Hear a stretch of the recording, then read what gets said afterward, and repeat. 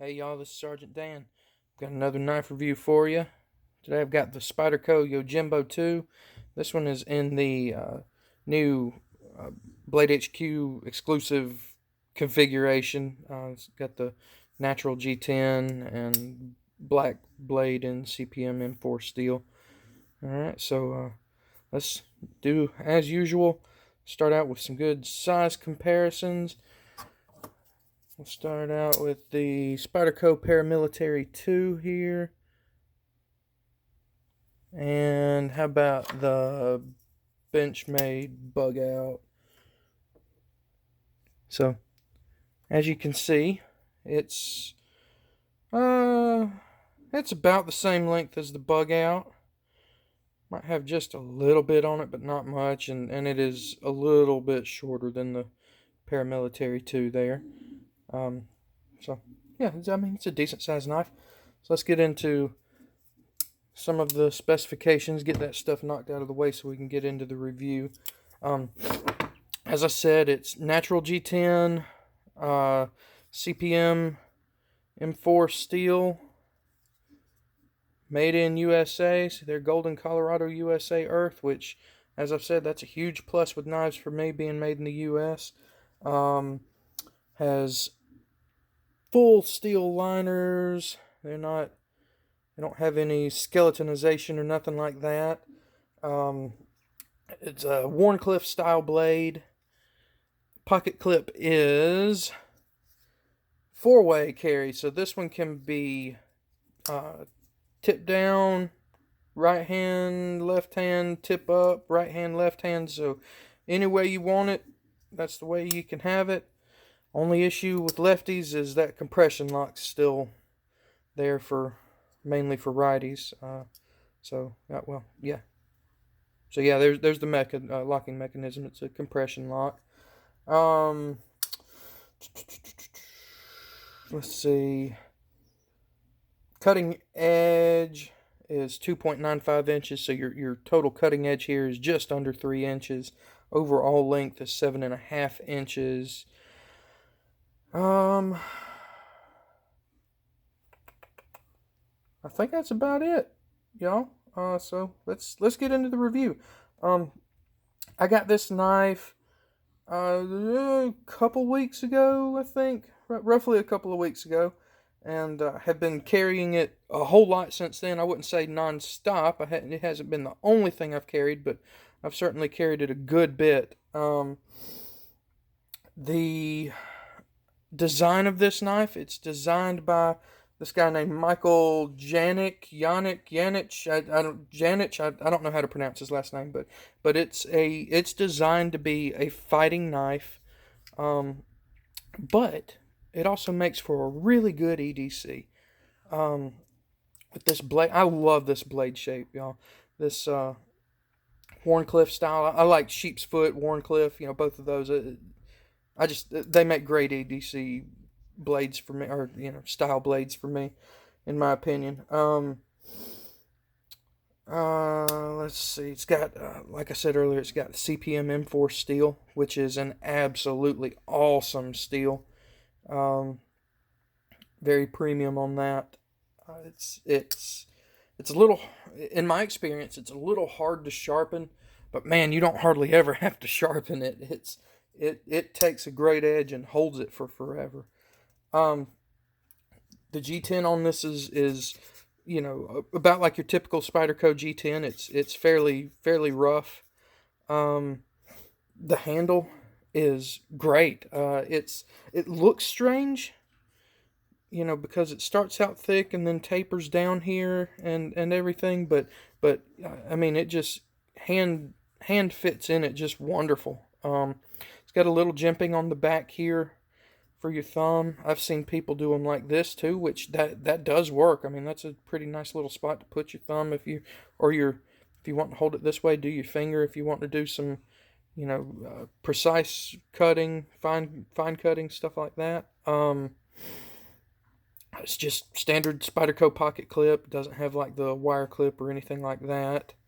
It's still got your Spidey hole, so you can open it regularly, or use your compression lock. Or let's see if I can do it. I'm not very good at this. Let's see if I can get it.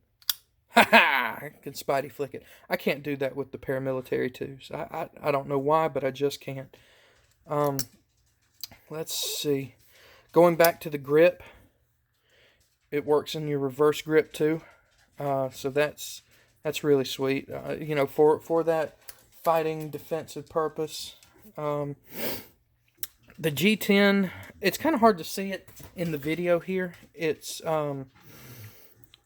actually looks a little more green than it's showing up in here. It's not super green. This was my first knife that I ever got, or had ever actually seen natural G10 on.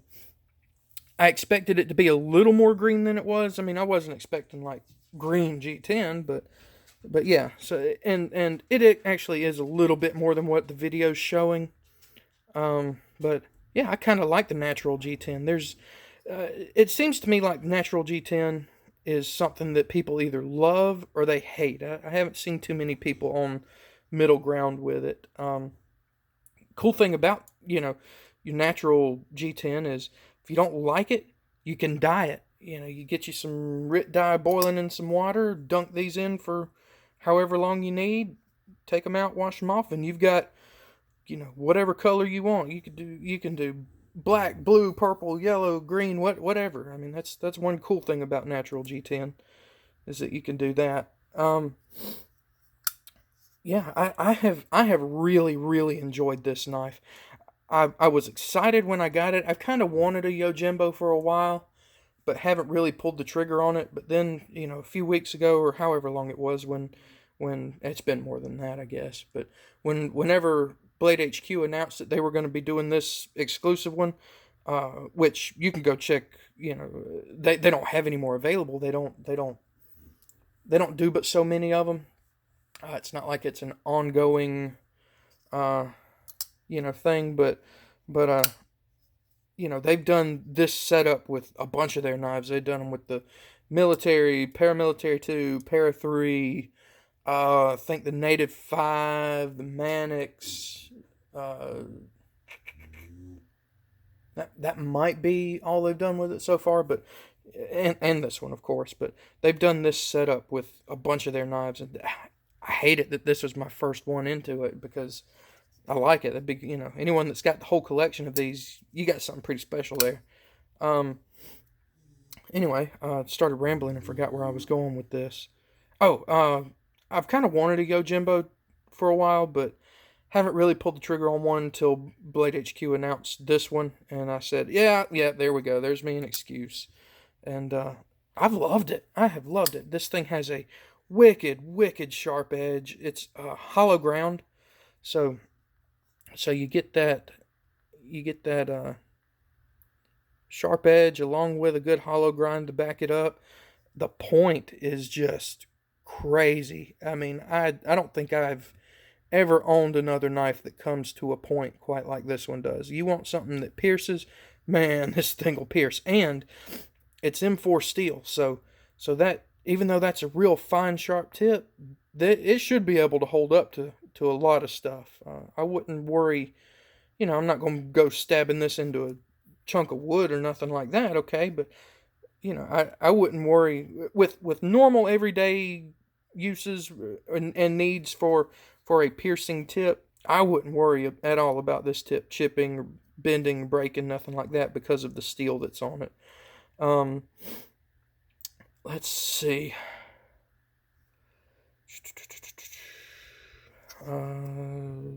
Compression lock, so it's quick deployment. Well, messed up that time. So quick out, quick in. All black hardware. So yeah, I mean, like I said, this has been a sweet knife. It's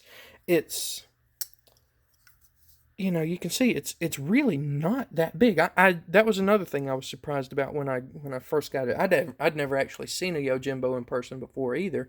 But I was surprised at its size. I was kind of expecting it to be a little bigger. I'm glad it's not. Not that I don't like big blades, I do, but I'm kind of glad this one's not any bigger than it is because of it's ability to EDC it and its functionality. So yeah, that's all the stuff I love about it. Now what don't I like about it?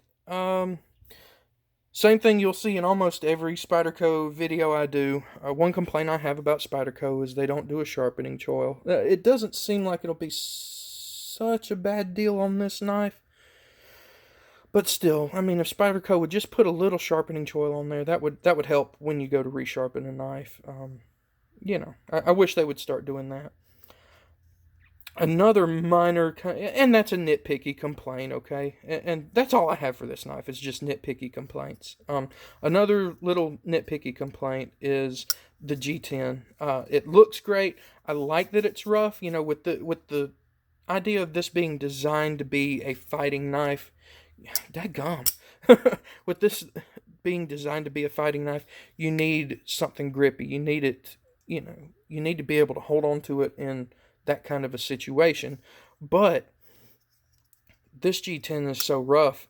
And the clip is actually really, really strong, okay, on this one. I don't, here's my, yeah, it's much stronger than on my paramilitary too. But then again, this has had some break-in time, okay, but the really, really strong pocket clip combined with this rough G10 kind of makes it hard to get in and out of the pocket. It tends to, want to give some resistance when you're taking it out. And, if it's just EDC, that's one thing. But with the idea of this being designed to be a fighting knife, that's a little worrisome, If that's what you get it for and that's what you plan on carrying it for, if you were ever in a situation where you needed to use it, I'd kind of be worried that you wouldn't be able to get it out on the first draw, But in such a tense situation like that, I'd be worried that it'd stay in the pocket and you'd slip off of it. It's really, really that tight and that strong. Now, I mean, that could easily be fixed by going in under the pocket clip right there and sanding down that rough section of the G10 where it's making contact right here. That ought to get it to slide out pretty easy, so easy fix. But it's one of those things where coming from the factory, I shouldn't be able to have to, or I shouldn't have to work on my knife coming from a factory. So what was the price on this one? This particular one was right at $170. I think it was a little less than $170. So am I happy I bought it? Yeah, absolutely. This has been an awesome knife, and it's probably one that's gonna make its way into my normal rotation of carry knives. Let's see. So yeah, it's 100 and, let's round it up. We'll say $170. Yeah, I'm absolutely happy I bought it for that, especially with it being, one of these exclusive ones, and the steel you get for it. At that price, you're really, really getting a good knife. You're getting good premium steel, nice G10. It's a Spyderco, so the quality's there. It's a really great knife for that price. So if something were to happen to this one where Spyderco wouldn't warranty it or fix it or replace it or anything like that, would I do it? Would I fork out the money to do it again? Well, see, here's kind of the thing with that. I can't replace this one, unless I start looking on the aftermarket, and because these are all sold out, not going to be making any more, nothing like that. So I can't actually replace this one. Would I get another Yojimbo? Yeah, absolutely. And as a matter of fact, the